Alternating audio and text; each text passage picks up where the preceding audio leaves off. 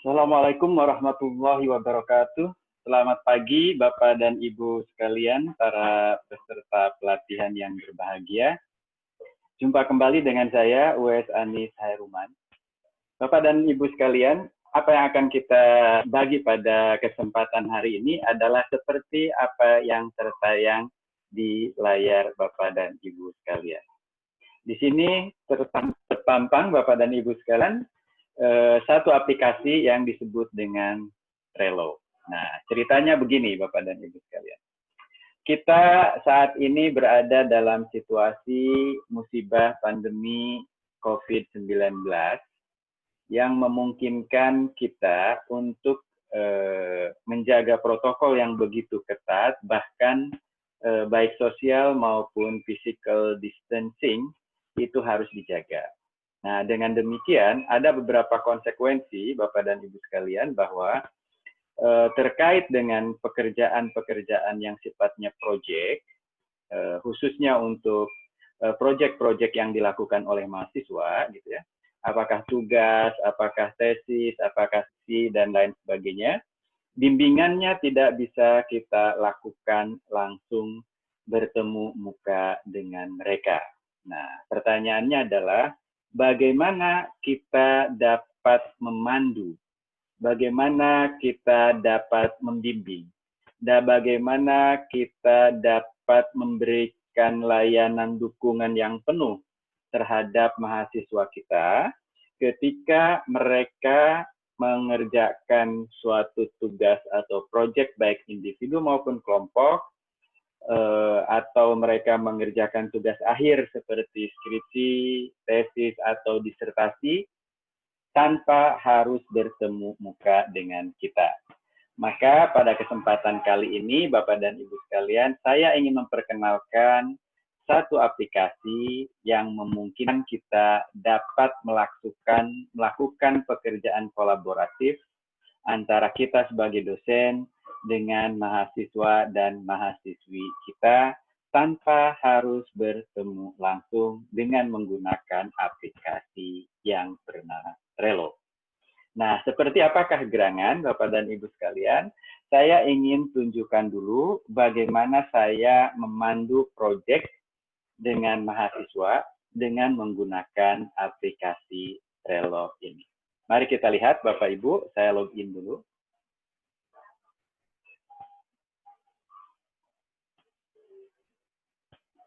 Saya login. Nah, saya login dengan menggunakan, sebelumnya sudah sign up dengan menggunakan Google,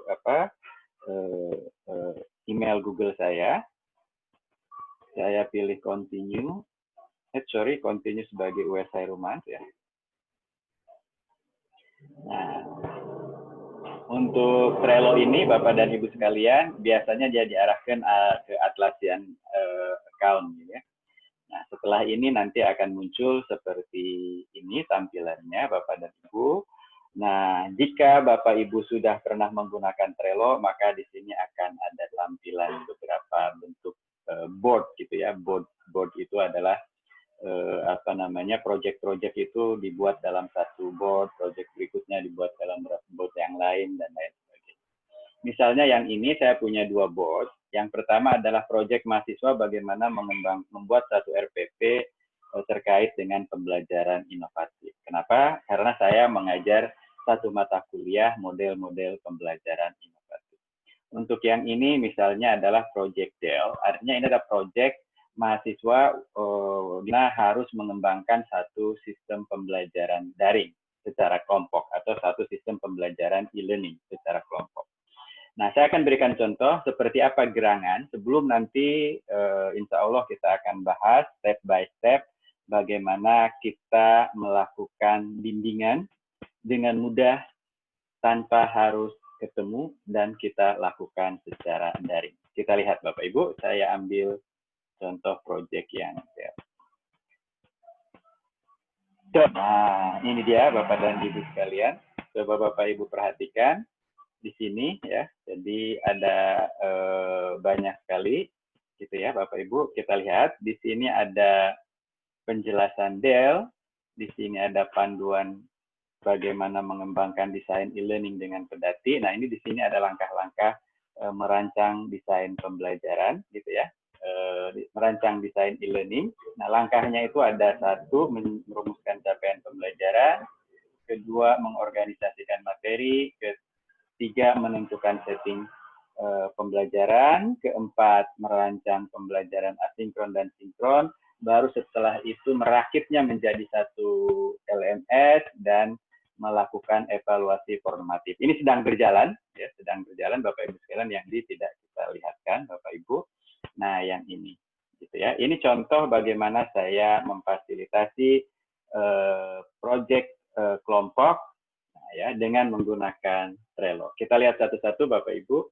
Di dalam Trello ini Bapak Ibu, saya ingin memperkenalkan kepada mahasiswa seperti apa sih yang namanya desain e-learning. Maka saya buat di sini. Dalam list yang pertama, ini adalah desain e-learning. Desain e-learning berarti terdiri dari beberapa hal. Ini ya, saya akan menjelaskan siapakah instructional designer itu, mengenal lebih dekat e-learning design, dan mengenal model-model e-learning design. Nah, sebenarnya materi ini sudah kita bahas sedang kita bahas dalam proses pembelajaran secara keseluruhan. Tapi untuk proyek ini kita lakukan selama 1 semester dari awal, gitu ya, sampai akhir, sampai ujung-ujungnya dia menghasilkan satu model desain sistem pembelajaran, desain sistem e-learning dengan menggunakan salah satu model desain sistem pembelajaran tertentu. Nah, selama 1 semester ini Bapak Ibu sekalian, mahasiswa saya bagi dari 5 kelompok. Nah, setiap kelompok ini saya pandu, gitu ya, dengan menggunakan penjelasan ini. Kemudian pekerjaan dari langkah 1, merumuskan capaian pembelajaran, sampai dengan langkah terakhir tadi, evaluasi formatif, ini dipandu sampai dengan selesai, gitu ya. Nah, apa yang dilakukan oleh mahasiswa Bapak Ibu sekalian? Mahasiswa diminta untuk mencari ini, gitu ya. Mempelajari ini bisa saya klik. Nah, di sini ada siapakah kita, bla bla bla. Nah, ini diharapkan mereka akan mempelajari. Ya, ada 4 4 penjelasan tentang what is instructional design, who is instructional designer, what do instructional designers do, what does an instructional designer do. Nah, semuanya ini bentuknya video, saya tampilkan di sini Bapak dan Ibu sekalian.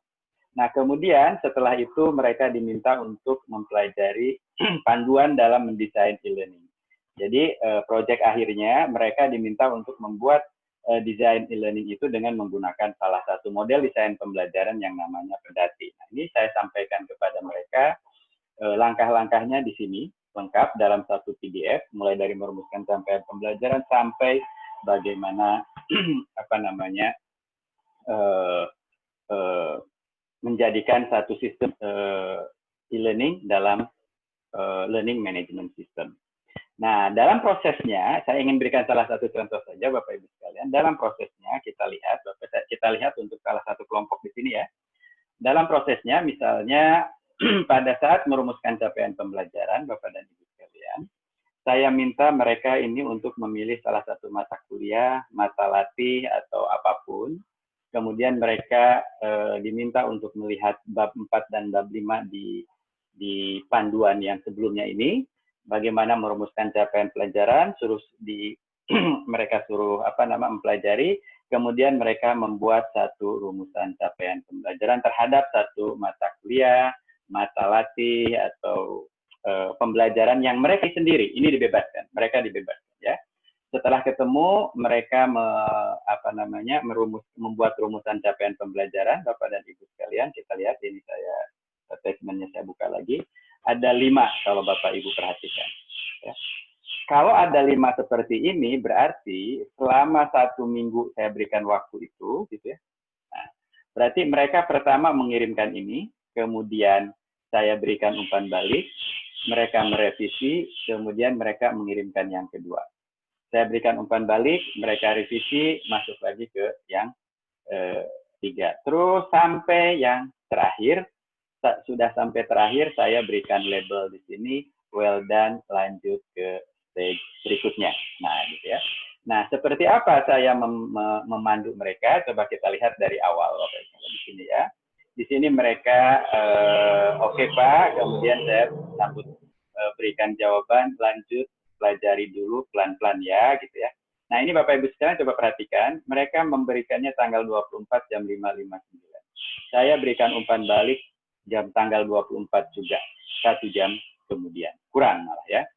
Kemudian saya berikan, kemudian selamat malam, untuk format apa ada format baku yang harus kami sesuaikan pengarahannya, baru ada beberapa pertanyaan baru saya jawab. Dear Dita, kemudian Dear Teti, terima kasih sudah sampai saat.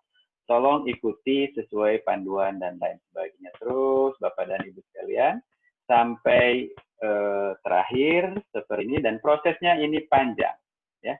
Dari proses komunikasi ini, Bapak dan Ibu sekalian, mereka menghasilkan sampai rumuskan capaian pembelajaran yang baik itu terpenuhi. Nah, inilah salah satu contoh Bapak dan Ibu sekalian, bagaimana kita memandu collaborative project step by step tanpa harus ketemu dan interaksinya tetap tinggi.